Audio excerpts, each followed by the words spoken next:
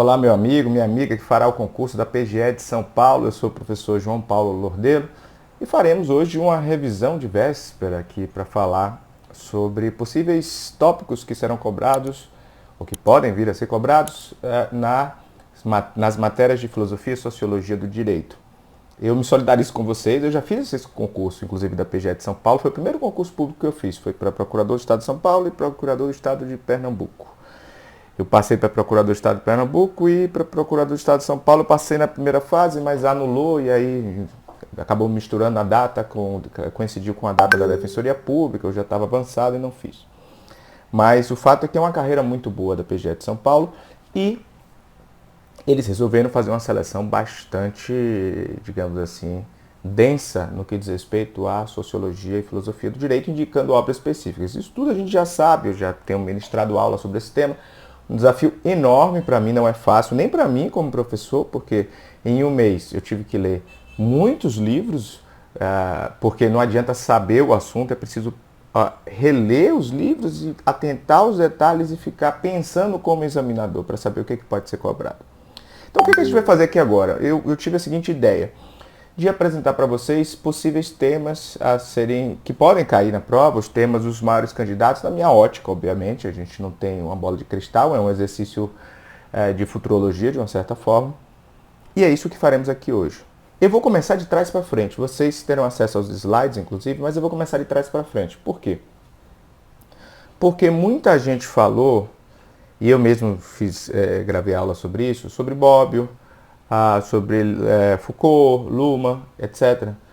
Mas pouca gente falou sobre um tema específico, que é o do Orlando Vilas Boas Filho, Direito, Globalização e Governança, uma abordagem a partir da perspectiva sociojurídica de André Jean Arnaud. O que acontece? A gente vai ter que falar sobre isso. Esse é um tema bastante complicado, porque é algo muito específico. Eu sei que está em cima da hora, mas eu acho que a maior fonte para saber esses assuntos não é o livro, porque o livro é muito extenso. É um artigo que o Vilas Boas Filho escreveu há alguns anos, em que ele condensa essas informações do livro. E eu parti do artigo para aprofundar esse tema com vocês. Então, esse é um tema bastante específico, muito específico, que toca o assunto da governança. Então, a gente vai falar sobre governança porque eu acho que isso pode cair. E eu acho que eu fiz um resumo curto sobre os principais conceitos. Eu acho que o que tende a cair na prova, se cair esse livro, e é bem possível que a prova faça, a banca examinadora faça uma pergunta de cada livro.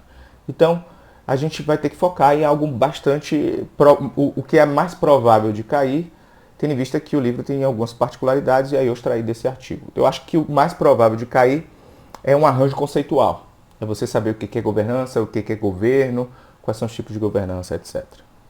Então, o que acontece? O Vilas Boas Filho, ele foca na doutrina do André Jean Arnaud, que diz o seguinte: o que é governança? O que é governança? Ponto 1. Aí eu botei aspas porque a melhor coisa que a gente pode fazer aqui nesse momento é tirar do próprio autor. É um estilo de gestão, de administração, então uma forma de gerir algo. É uma forma de gerir questões públicas e privadas, ou seja, existe governança dentro do Estado, do poder público e das questões públicas, e também no ramo empresarial. Então, existe governança no campo de questões que são públicas, como as políticas públicas, e existe governança no campo de uma empresa, uma corporação. Então, um estilo de gestão de administração de questões públicas e privadas não emanado da ordem governamental ou de decisões fundadas em um ente soberano, na medida em que estaria fundado em uma autoridade partilhada. O autor, ele se refere, o André Jean, ele se refere também à expressão governar sem governo. Por quê? O que é isso? Então, governança é uma forma de administrar questões públicas ou privadas, mas sem um governo central, sem uma autoridade central. Então, na governança existe um partilhamento, um compartilhamento de atribuições, como forma de garantir mais eficiência e descentralização de poder. Isso é muito comum nas empresas, se fala muito em governança corporativa desde pelo menos a década de 1970, com o relatório Cadbury na Inglaterra. Depois isso avançou muito nos Estados Unidos, a OCDE também tem diversas recomendações aos países sobre governanças nas estatais, por exemplo. Ou seja, como fazer com que uma empresa sirva ao interesse dos seus sócios de uma maneira geral, como fazer com que uma empresa não sirva a interesses de um grupo minoritário exclusivamente ou interesses egoísticos, por assim dizer, e consiga produzir mais. Porque o mote de uma empresa, a empresa tem a missão de produzir mais. Essa é a ideia, lucrar mais, ser mais eficiente. Então, às vezes, tem um gestor que está interessado em aumentar a sua própria rentabilidade, o seu próprio lucro ou o interesse de um grupo bastante restrito. E é por isso que surge a ideia de governança corporativa. É fazer com que uma empresa seja mais eficiente em vez de defender os interesses pessoais do CEO, da pessoa X, Y, Z. Por isso que existe um conselho dentro de uma sociedade anônima, por isso que existe um administrador, por isso que existe um presidente, o CEO, etc, etc. Então existe uma divisão, por isso que existe compliance, existe uma divisão de funções. Isso se chama governança, é uma forma de gestão, de administração. Não apenas empresarial, corporativa, mas também pública. Então, governança, segundo o André Jahn, é governar sem governo. Ou seja, não há necessidade de uma autoridade central.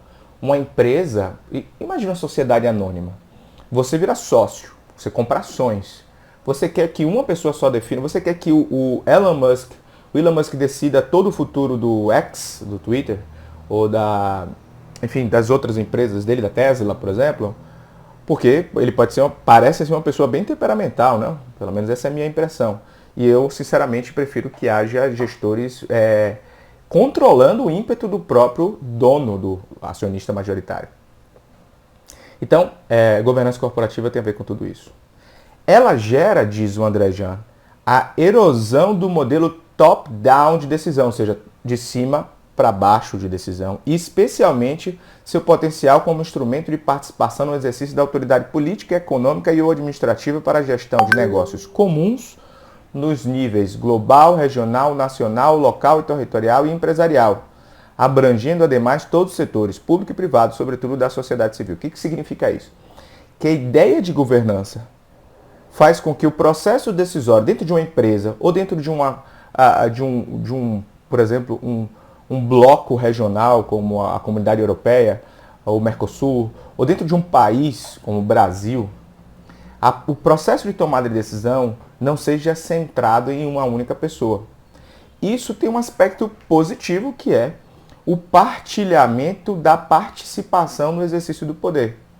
Então, basta pensar no plano internacional que muitos estados têm se sujeitado a instrumentos que não têm caráter vinculante, mas que acabam tendo um papel decisivo nas políticas nacionais. Como, por exemplo, as recomendações do GAFI, elas influenciam severamente a política anti-lavagem e o sistema bancário brasileiro, por exemplo.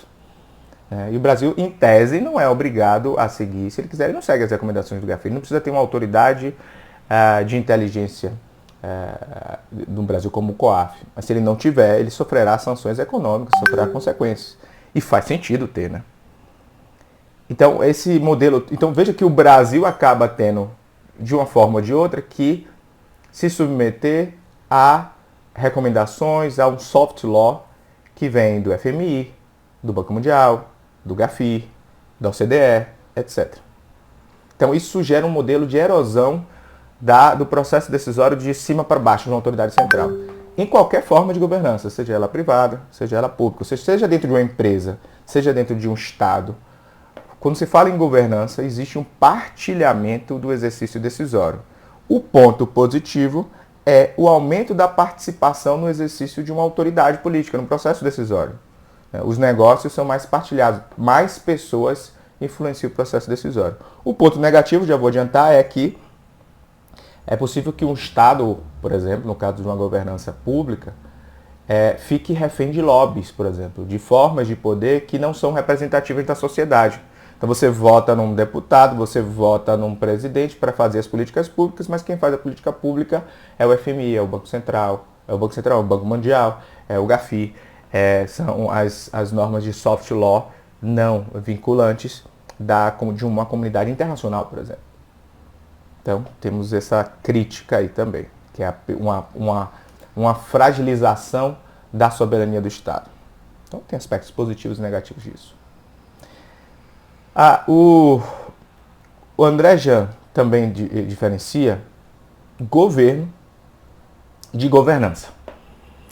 Então, a partir disso, a gente pode dizer que governo é uma autoridade oficial central, tem um poder de polícia e garante a implementação de políticas devidamente instituídas. Então, quando a gente fala em governo, a gente está falando em Estado, em poder público, em uma autoridade oficial institucionalizada, formalmente institucionalizada, que implementa políticas públicas por meio de um rito institucionalizado, leis, decretos, regulamentos, etc.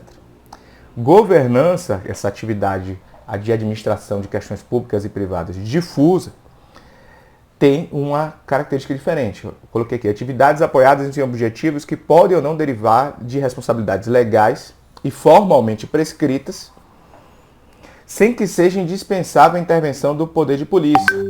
Ou seja, na governança, a atividade estatal não se torna tão relevante assim.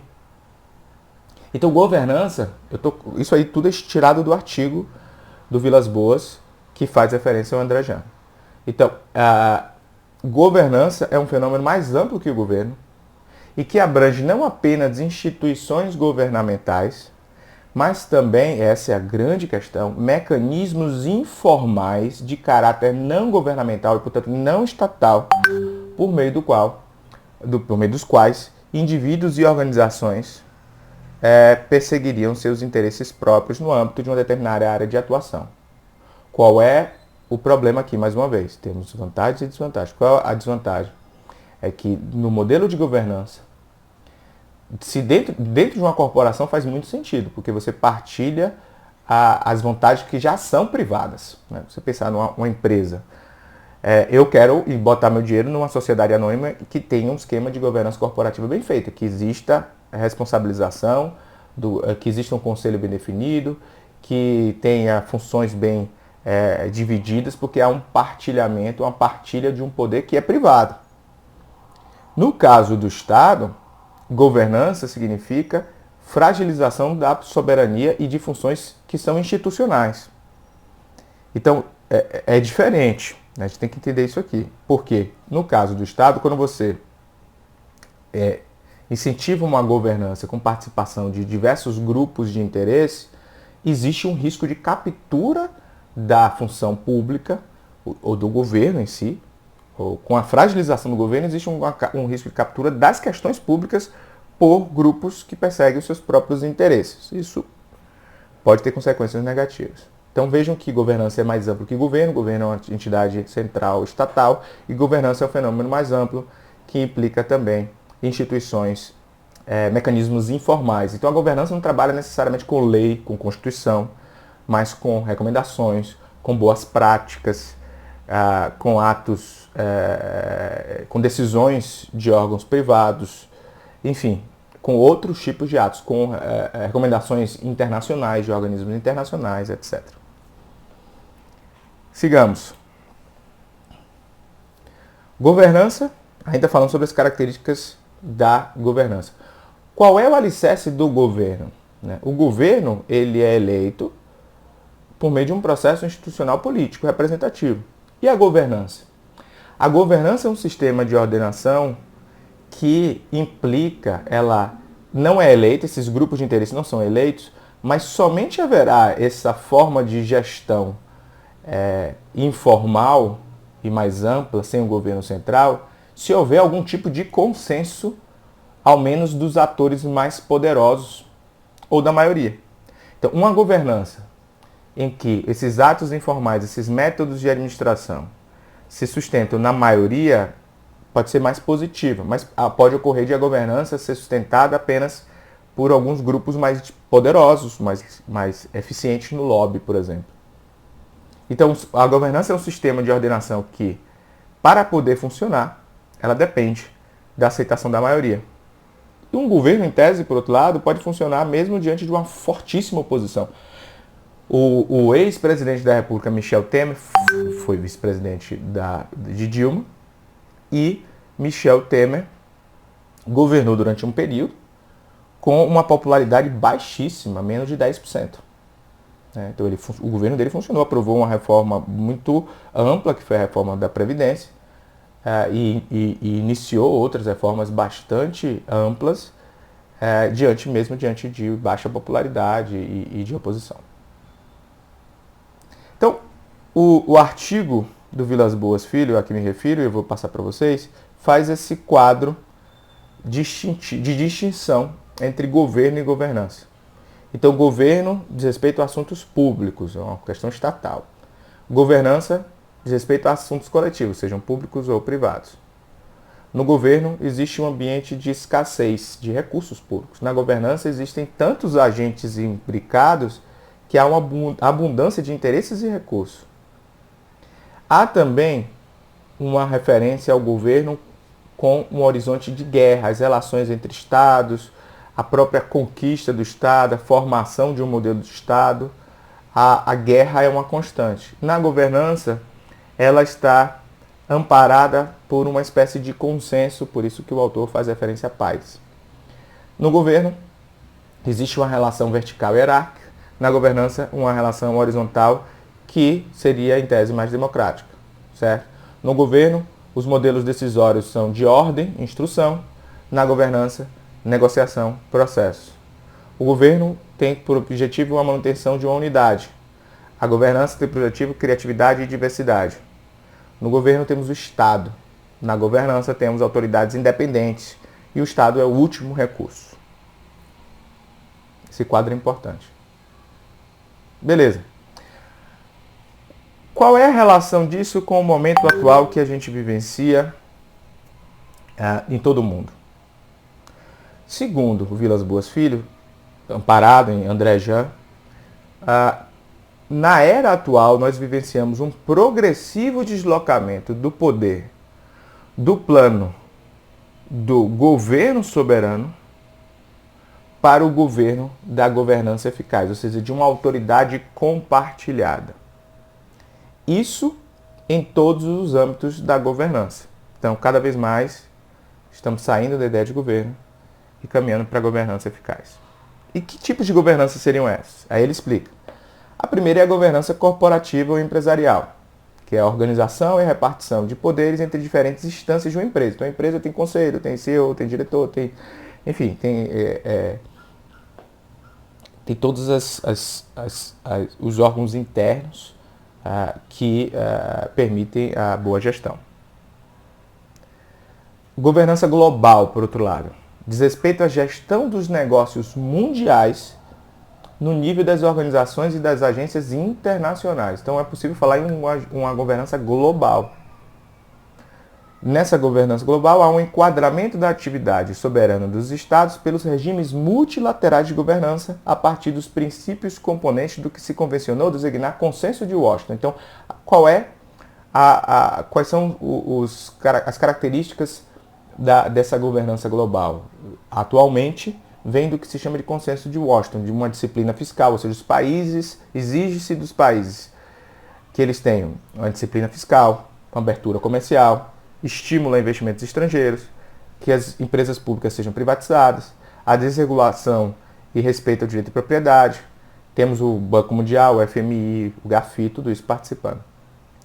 A governança global não lida com leis necessariamente, né? Até porque ela ocorre no plano internacional. E nem necessariamente com tratados internacionais ou convenções, embora também existam. Mas sim com estándares, indicadores, recomendações que compõem e demandam a intervenção dos Estados para converterem em normas de direito impositivas. Ou seja, a governança global, através de estándares, indicadores, de pactos, de propostas e também de tratados internacionais, além de outros instrumentos de soft law, demandam que os Estados façam suas políticas públicas com base nessas orientações, certo? Transformem essas orientações em leis internas ou regulamentos, etc.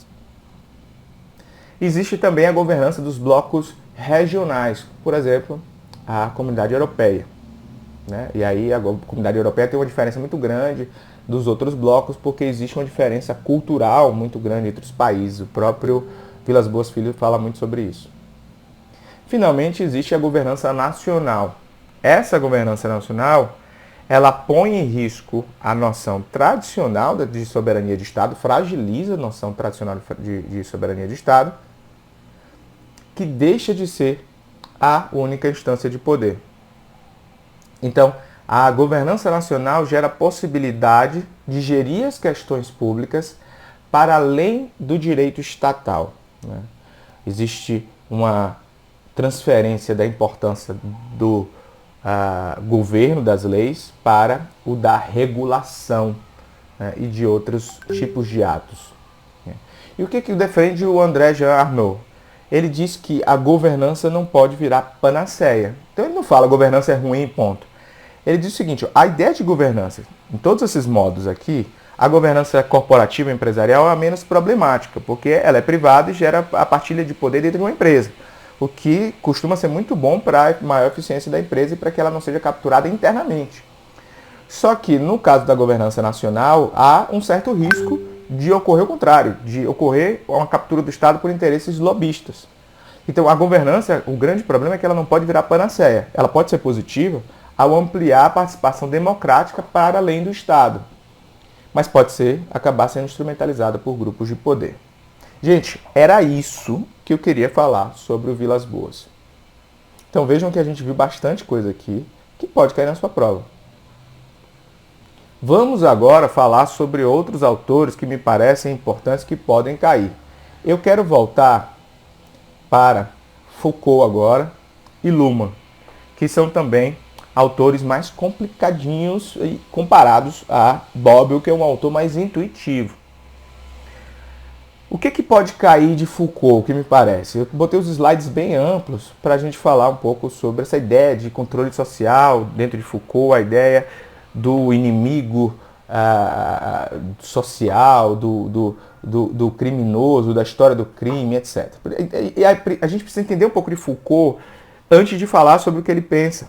Então, vejam, existe uma concepção liberal tradicional, o slide está com erro aí, tem uma vírgula, mas é manutenção da ordem social, que concebe o direito como instrumento de controle social em razão da manutenção da ordem social. Então, a concepção tradicional, funcionalista, liberal, clássica, entende que o direito é um instrumento de controle social porque mantém a ordem social, cria um padrão mínimo de comportamento, gera previsibilidade, gera estabilidade, e isso de uma dimensão preventiva e de uma dimensão repressiva.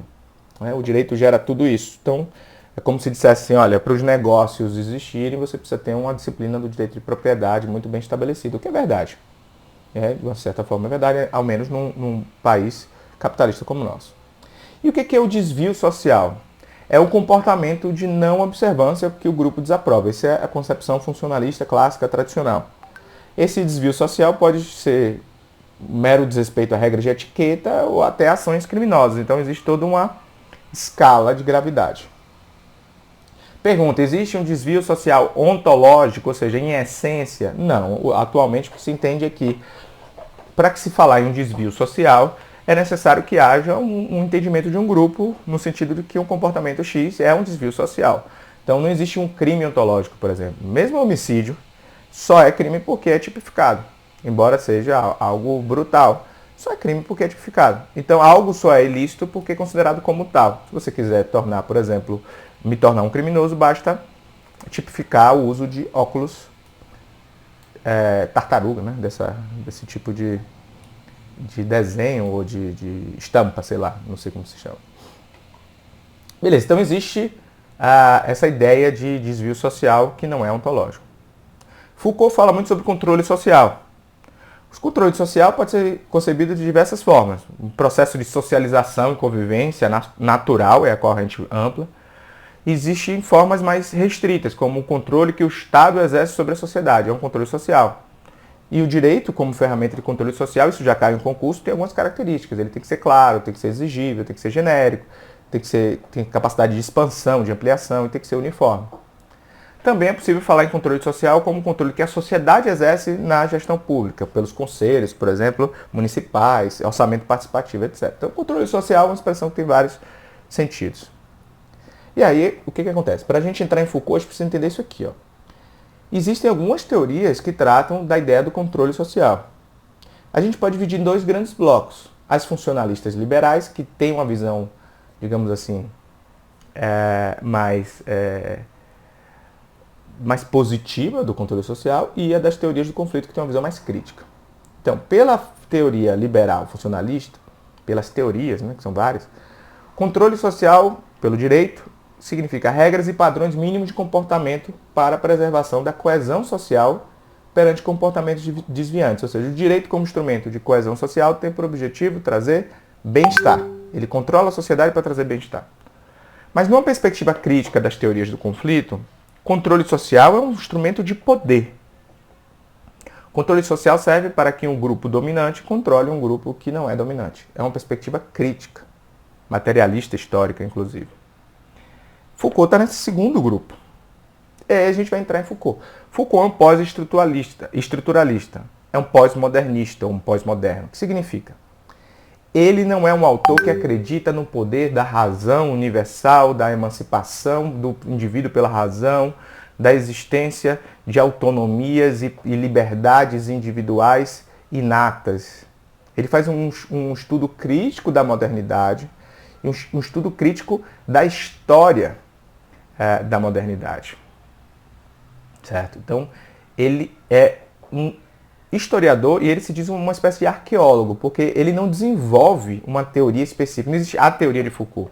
Existem diversas análises que ele faz sobre temas específicos, como o poder nos manicômios, a questão do direito penal, etc. E ele vai analisando a história e identificando as relações de poder dentro desses campos. Então, Foucault se dedica ao que se chama de microfísica do poder. Identificar as relações de poder e fazer uma análise crítica da história dentro da família, do sexo, da psiquiatria, do direito, etc.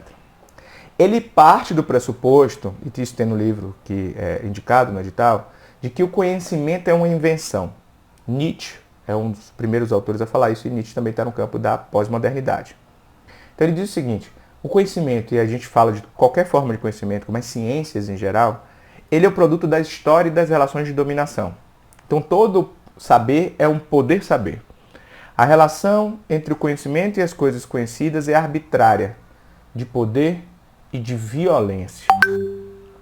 Então, para que a gente diga que o certo é se comportar da maneira tal, ou que o bom, ou seja, o bom e o correto, o normativo é se comportar da maneira tal, e que se comportar de outra maneira é patológico, é errado, e que o certo é conceber tal política dessa forma ou da outra forma, tudo isso, diz Foucault, deriva de relações de poder. Que o conhecimento, no final das contas, não deriva de uma verdade universal absoluta, mas sim da densificação de grupos de poder, muitas vezes através da violência. E aí ele adentra a questão da sociedade disciplinar, né? O livro que ele usa como referência no edital é muito dedicado a essa ideia do direito de sociedade disciplinar. O que é isso? Mais uma vez, ele não desenvolve uma teoria específica, ele desenvolve uma metodologia crítica, que ele chama de arqueologia, tentando fazer uma investigação crítica da história do direito e das penas. Então tem Vigiar e Punir também, ele se dedica a isso, entre outros. Aí ele começa a dizer o seguinte: olha, lembre-se que Foucault se dedica sobretudo a fazer uma crítica da modernidade, ou seja, da ideia do império da razão, do pensamento liberal, etc. Aí ele vai dizer o seguinte, que a modernidade, o pensamento moderno, tem um caráter normalizante, de dizer o que é certo e o que é errado, separando o patológico do normal. E isso tem a ver não apenas com o direito, né, de que tem o objetivo de dizer o que é lícito e ilícito, mas também nos outros ramos do saber, que dizem o que é certo, o que é verdadeiro, e o que é errado, o que é falso.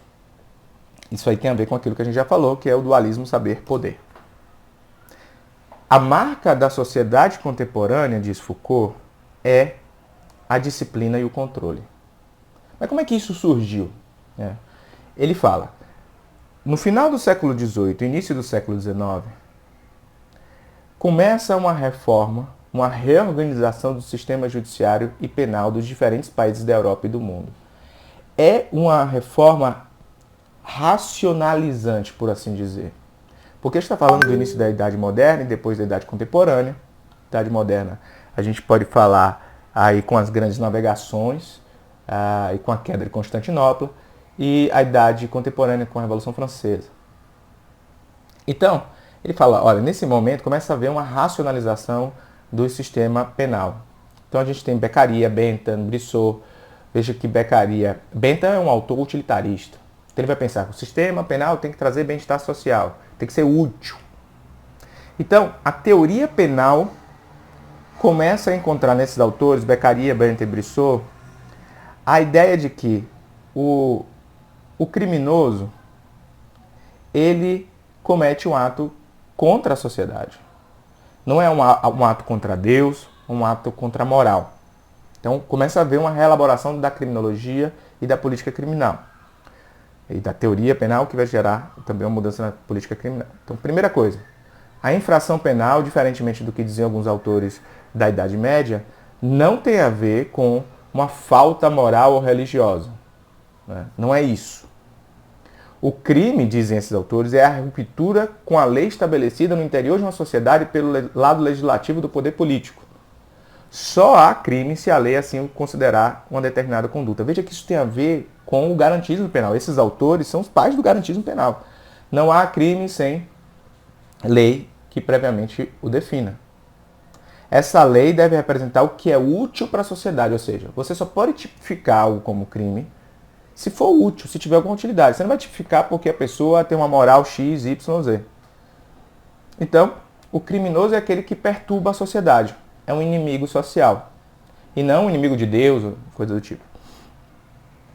Existem aspectos positivos disso. Quando você racionaliza a teoria penal, você torna ela mais previsível e até mesmo mais democrática. Né? Porque você evita o arbítrio que advém do pensamento religioso, por exemplo. Não que eu seja contrário à religião, mas a laicidade do Estado é algo importante para evitar o arbítrio. A gente há de concordar com isso. O que acontece? Esses autores desenvolvem teorias que são utilitaristas da teoria do direito penal e da pena.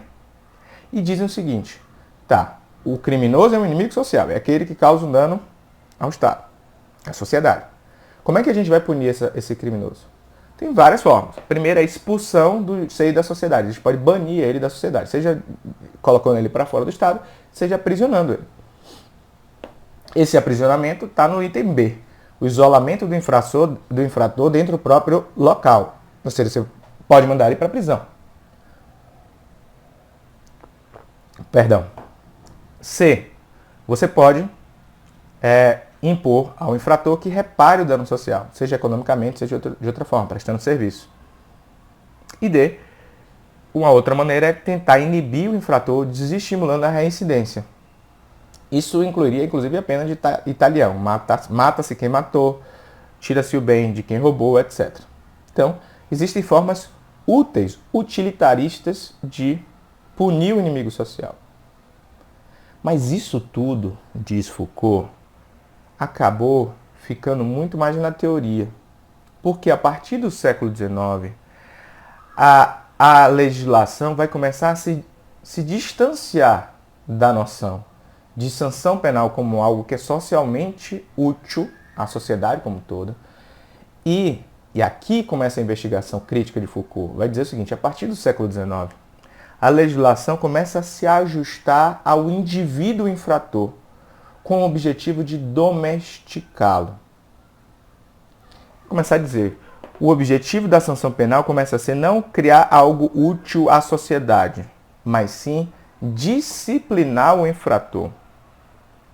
E entre essas formas de sanção, expulsão da sociedade, isolamento, reparação, tentativa de inibir, etc., o que passou a prevalecer foi a prisão, a partir do século XIX, como uma resposta geral.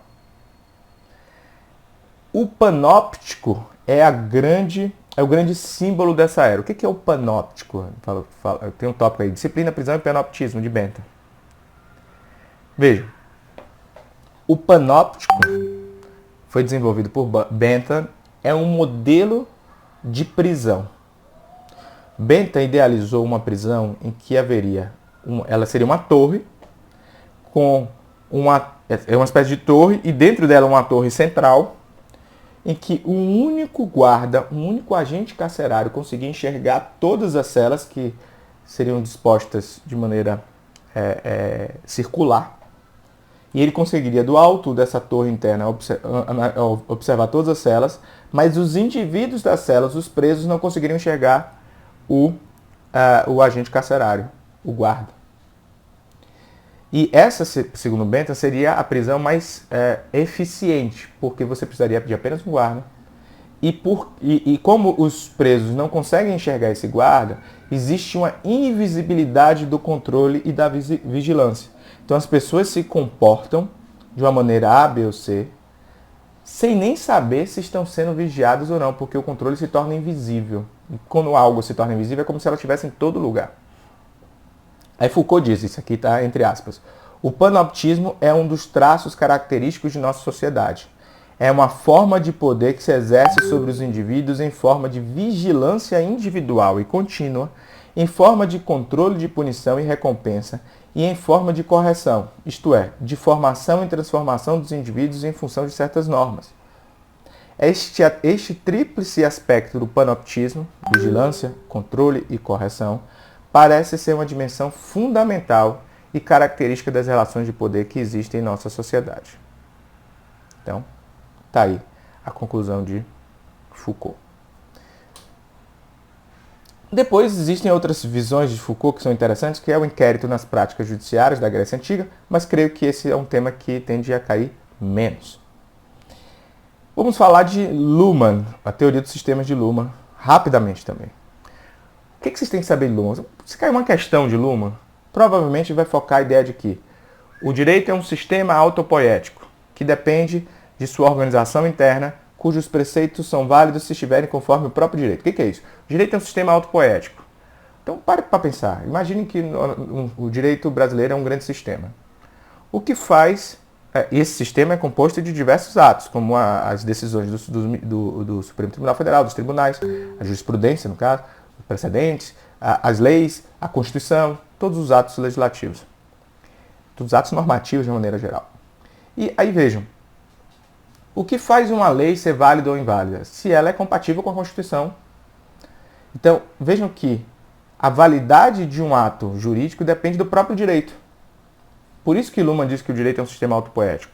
Porque o próprio direito define a validade dos seus elementos, dos elementos que o constituem. O direito é marcado pela autorreferência. Ou seja, os elementos são produzidos e reproduzidos pelo próprio sistema mediante interação circular e fechada. As leis são produzidas, os precedentes são produzidos, os decretos são produzidos por meio de uma forma estabelecida pelo próprio sistema jurídico. Ele muda, ele se produz como uma espécie de uma bactéria, né? Como uma espécie de uma ameba, digamos assim. Ou seja, ele vai se transformando e se reproduzindo e aumentando, expandindo o seu conteúdo por meio de um processo interno que é definido por ele mesmo. Isso é a autorreferência do direito.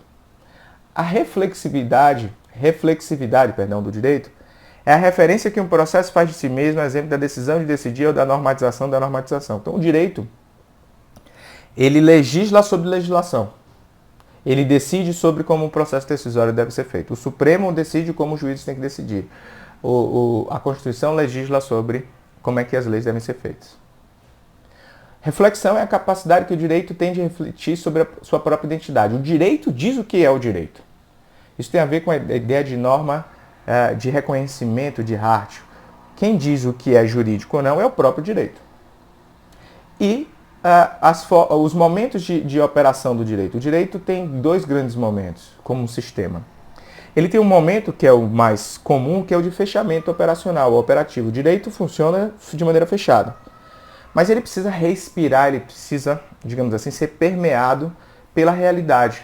O direito, ele não é produzido e aplicado de maneira isolada da sociedade. Ele é um sistema fechado, mas ele tem momentos de abertura cognitiva, em que o direito ele se abre à realidade local, às demandas sociais, às demandas econômicas, etc, etc. Gente, é isso sobre Luhmann que eu queria falar. E, para finalizar, eu queria falar de Bobbio sobre um livrinho que é a direita e esquerda. Por que eu acho que esse livrinho pode cair bastante? Porque esse livro, é muito específico. É um dito sobre o que é direita e o que é esquerda. Então, basicamente, Bob começa a dizer o seguinte no livro. Olha, gente, esquerda e direita são dois conceitos que eu tratei no livro há bastante tempo atrás, diz Bob, e muitas críticas surgiram. Primeira crítica é da inutilidade. Não é o mais útil porque a União Soviética caiu e por isso não existiria mais a necessidade de falar em esquerda ou direita. Segunda é da imperfeição. Dizer, ó, esses conceitos esquerda e direita são insuficientes porque existem outras formas de conceber a política que não apenas esses dois campos. Depois é da interdependência, dizer, olha, só existe direita se houver uma esquerda. Então, se num país não tiver direita, só vai ter esquerda. E qual a utilidade, então, do conceito? Né? Não tem sentido. Depois é a ficção, dizendo que é uma grande ficção essa divisão, porque a realidade é muito mais complexa. Bob diz, olha, direita e esquerda são conceitos que são aplicados atualmente. Ele vai refutar cada uma dessas objeções, vai dizer, veja bem, essa questão de inutilidade não é bem assim. A União Soviética caiu, mas a União Soviética era uma forma de esquerda e existem diversas outras formas, inclusive dentro do espectro democrático. Ele fala, essa coisa de dizer que é imperfeição, porque não dá para resumir a esquerda e direita, veja, entre esquerda e direita existe uma escala, ele diz, que tem a centro-esquerda, a centro-direita, o centro. Então, na verdade, existir referências de extremos é importante para definir, inclusive, toda a escala de cinza que há entre o preto e o branco. E essa ideia de independência, interdependência, diz Bob, não tem muito sentido, porque ainda que venha a ser suprimida a esquerda ou a direita, sempre sobreviverá o pensamento de um outro campo que pode, na prática, não ser tão forte, mas que tudo pode mudar. Né? A Itália já foi fascista e depois, logo em seguida, o pêndulo foi para o pensamento de esquerda, então tudo isso muda com o tempo. Ele diz que a origem dessa dia de esquerda e direita remonta à Revolução Francesa, mas que hoje em dia muita gente prefere trocar por extremismo, moderantismo, ou seja, dizer que, e que muita gente tende a trocar por progressismo, tradição, que a esquerda, na verdade, é melhor falar em progressismo e tradição na direita, que outros autores falam que a esquerda seria profana e a direita seria mais focada na religião, e que há também alguns autores que falam que a esquerda seria extrema e a direita seria moderada. Bob diz, não é bem assim. Existe extremismo e moderantismo nos dois aspectos. Ele vai falar que, por exemplo, a extrema-direita não é moderada, é extremista. O nazismo é um exemplo claro de extrema-direita. Hitler, num discurso dele famoso, disse que ele era o maior conservador da história. Então ele se auto-intitulava de direita. Ele vai dizer que essa coisa de religião e profano não tem nada a ver com a política hoje em dia. E que a ideia de progresso e tradição tem algum sentido, mas que é insuficiente. Então o que ele vai dizer? Ele vai propor uma nova conceituação entre esquerda e direita. Ele diz, os de esquerda são igualitários, os de direita são inigualitários. E ele vai dizer, a sociedade, ela é ao mesmo tempo igualitária e inigualitária. Ou seja, existem diferenças entre as pessoas que são naturais, normais. Existe diferença entre pessoas de idades diferentes, de gêneros diferentes, de formas de pensar diferentes. São naturais, as pessoas são diferentes. Então a sociedade ela é naturalmente desigual, porque as pessoas não são iguais. Mas ao mesmo tempo existem elementos que unem as pessoas, que fazem elas pessoas iguais, com igualdade de direitos, etc. E ele vai dizer que o pensamento de esquerda concebe os seres humanos como mais iguais do que desiguais. Ele diz, a maior parte das desigualdades, por exemplo, as desigualdades econômicas, devem desaparecer e são sociais e são elimináveis. Uma referência ao pensamento de Rousseau e o movimento feminista. Já os inigualitários, que seriam os de direita, consideram mais importantes as diversidades e dizem que os seres humanos são mais desiguais que iguais. Então, o pensamento de direita tende a enxergar as desigualdades como mais naturais e, portanto, inelimináveis. A direita, diz Bob, está mais disposta a aceitar aquilo que é natural e que é a segunda natureza, ou seja, o habitual, a tradição, a força do passado. A esquerda, diz o pensamento de direita, seria artificialista e uma referência a Nietzsche. Gente, eu acho que esses são os pontos principais. Existem também diversos outros pontos daquele outro livro de Bob, mas são pontos mais intuitivos, como, por exemplo, a ideia de democracia dos antigos e a democracia para os modernos. Os antigos viam a democracia como algo ruim, a politeia, que era algo bom. Já os modernos, por quê? Porque a democracia grega, a expressão democracia na Grécia era vista como uma espécie de desvirtuamento de um governo que deveria existir em nome de todos. Então, o certo seria politeia e democracia seria o desvirtuamento. Depois a democracia passou a ser vista como uma coisa boa, mas depois de muito tempo, porque na modernidade ainda alguns autores, inclusive pensadores que fundaram, os pais fundadores dos Estados Unidos, faziam referência à democracia como algo distorcido e que o ideal seria a república, que seria algo positivo. Ocorre que hoje em dia se diz que democracia é algo positivo, é uma expressão positiva, e a democracia atual é uma democracia representativa com alguns aspectos participativos diretos, como, por exemplo, participação das pessoas no orçamento participativo, né? Perdão pelo pleonasmo, com plebiscito, referendo, etc. Iniciativa popular de lei, entre outras coisas. E a democracia dos antigos era uma democracia de participação direta, a democracia dos gregos. E que só era possível porque havia muitos escravos e porque as cidades-estados eram pequenas. E hoje em dia, com estados muito grandes territorialmente, não é possível falar de uma democracia do mesmo modo. Gente, eu acho que eu tentei passar o mais rápido possível tudo. Tem um material de apoio que eu deixo à disposição de vocês, caso vocês queiram se aprofundar. Tem cerca de 30 e tantas páginas, com a condensação de tudo o que eu acho relevante sobre todos os autores que são cobrados no edital. Eu desejo a vocês, todos e todas, uma excelente prova. A gente se vê por aí. Mandem mensagem com críticas, elogios, sugestões. Eu tenho dificuldade, muita gente está me fazendo perguntas no Instagram. Professor, isso aqui. É muito difícil para mim responder individualmente. Por que essa questão está errada? É muito genérica, é muito difícil. Infelizmente eu não tenho tempo para responder dessa forma, mas eu posso tentar. Fique à vontade para mandar. Eu vou tentar responder à medida do possível. Ok? Gente, um grande abraço para vocês. Boas provas. Tudo de bom. E a gente se encontra. Eu estou aqui em São Paulo. Quem sabe vocês virem procuradores do Estado e a gente toma um cafezinho na Avenida Paulista ou qualquer outro lugar. Ok? Grande abraço. Até a próxima.